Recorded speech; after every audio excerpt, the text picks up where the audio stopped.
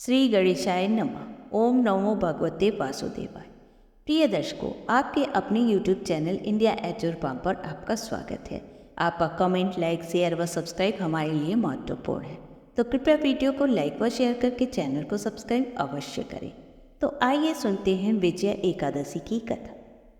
एक समय जब भगवान श्री कृष्ण और उनके परम सखा कुंती पुत्र युधिष्ठिर के बीच वार्तालाप हो रही थी, तभी धर्मराज युधिष्ठिर ने विनीत वचनों में पूछा, हे जनार्दन, फागुन मास की कृष्ण पक्ष की एकादशी का क्या नाम है तथा उसकी विधि क्या है और इस व्रत को करने का क्या फल प्राप्त होता है?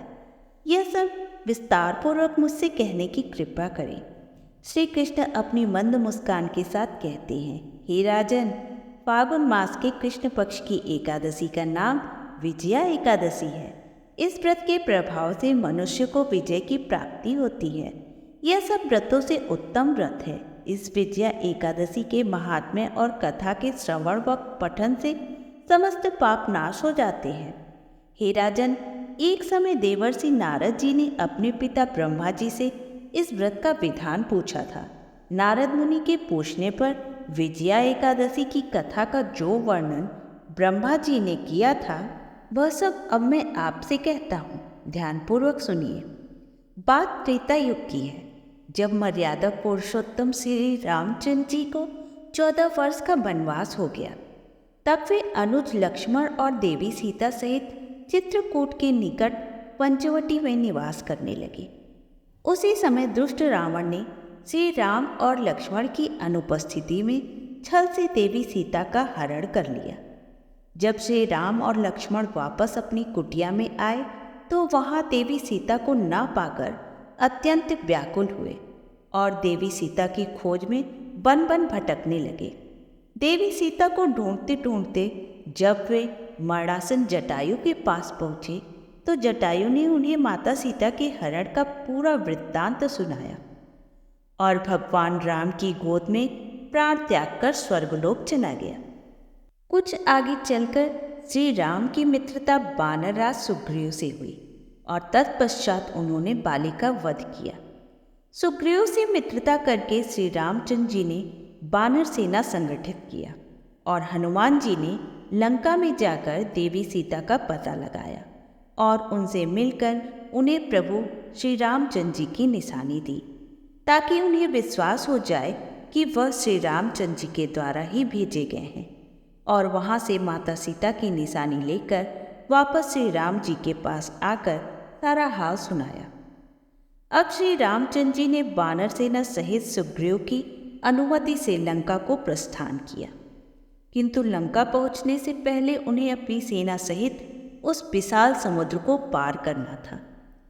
तब श्री राम ने लक्ष्मण जी से कहा कि इस अथाह सागर में अनेकों विशाल जीव जंतु हैं, अतः सेना सहित समुद्र को पार करने का हमें कोई उपाय ढूंढना चाहिए। इस पर लक्ष्मण जी ने कहा, हे पुराण पुरुषोत्तम, आप आदि पुरुष हैं, आप तो सर्वज्ञाता हैं, किंतु यदि आप जानना ही चाहते हैं तो यहाँ से आधा योजन दूर कुमारी द्वीप में वक्दालभ्य नाम के मुनिवर निवास करते हैं। उनके पास इसका कुछ न कुछ उपाय हमें अवश्य मिल सकता है। फिर क्या था, दोनों भाई सेना सहित वक्दालभ्य ऋषि के पास जा पहुँचे। दोनों भाइयों ने मुनि को आदरपूर्वक प्रणाम किया और एक ओर बैठ गए। अपने आश्रम में श्री राम को आया देख महर्षि वक्दालभ्य ने पूछा, हे श्री राम, आपने किस प्रयोजन से मेरी कुटिया को पवित्र किया है? कृपया कर अपना प्रयोजन मुझसे कहें। मुनि के ऐसे मधुर वचन को सुनकर श्री रामचंद्र जी ने कहा, हे ऋषिवर, मैं अपनी सेना सहित यहाँ आया हूँ। हे मुनिवर, मैं राक्षस राज रावण को जीतने की इच्छा से लंका जा रहा हूँ, अतः आप कृपा करके समुद्र पार करने का कोई उपाय बतलाइए।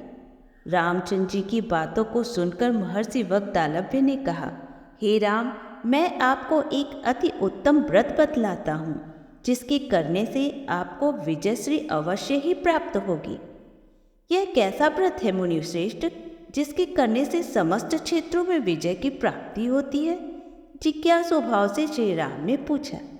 इस पर महर्षि वग्दालभ्य ने कहा, हे श्री राम, फाल्गुन मास के कृष्ण पक्ष में आने वाली विजया एकादशी का उपवास करने से आप अवश्य ही समुद्र को पार कर लेंगे और युद्ध में भी आपकी विजय होगी। हे मर्यादा पुरुषोत्तम, इस उपवास के लिए 10वीं तिथि को स्वर्ण, चांदी, तांबे या मिट्टी का एक कलश बनाएं। उस कलश को जल से भरकर उस पर पंच पल्लव रखकर उसे वेदिका पर स्थापित करें। उस कलश के नीचे सतंजा रखें और ऊपर जौ रखें। उस पर विष्णु की प्रतिमा स्थापित करें। एकादशी के दिन नित्य कर्म से निवृत्त होकर धूप, दीप, पुष्प, नारियल, नैवेद्य आदि भगवान को अर्पित कर पूजन करें। वह सारा दिन भक्तिपूर्वक कलश के सामने व्यतीत करें और रात्रि को दीपदान करके उसी तरह बैठे रहकर जागरण करें। द्वादशी के दिन स्नानादि से निवृत्त होकर उस कलश को ब्राह्मण को दे देवें। हे दशरथ नंदन, यदि आप इस प्रकार व्रत को सेनापतियों के साथ करेंगे तो अवश्य ही विजयश्री आपका वरण करेगी। मुनि के वचन सुनकर श्री रामचंद्र जी ने विधि पूर्वक विजया एकादशी का व्रत किया और इसके प्रभाव से राक्षसों पर विजय प्राप्त की। श्री कृष्ण कहते हैं, हे राजन, जो मनुष्य इस व्रत को विधि विधान के साथ पूर्ण करेगा उसकी दोनों लोकों में विजय होगी। श्री ब्रह्मा जी ने नारद जी से कहा था, जो इस व्रत का महात्म्य श्रवण करता है या पढ़ता है उसे वाजपेयी यज्ञ फल की प्राप्ति होती है। विजय की इच्छा रखने वाला इस उपवास को करके अनंत फल का भागी बन सकता है। तो प्रेम से बोलिए लक्ष्मी नारायण की जय, एकादशी माता की जय। आशा करती हूँ हमारा यह प्रयास आपको अच्छा लगा होगा, तो प्लीज़ वीडियो को लाइक करें और ज़्यादा से ज़्यादा शेयर करें। और हाँ, यदि आप हमारे चैनल पर नए हैं तो चैनल को सब्सक्राइब करके बेल आइकन प्रेस करें ताकि मेरी आने वाली सभी वीडियो की नोटिफिकेशन सबसे पहले आपको मिले। धन्यवाद।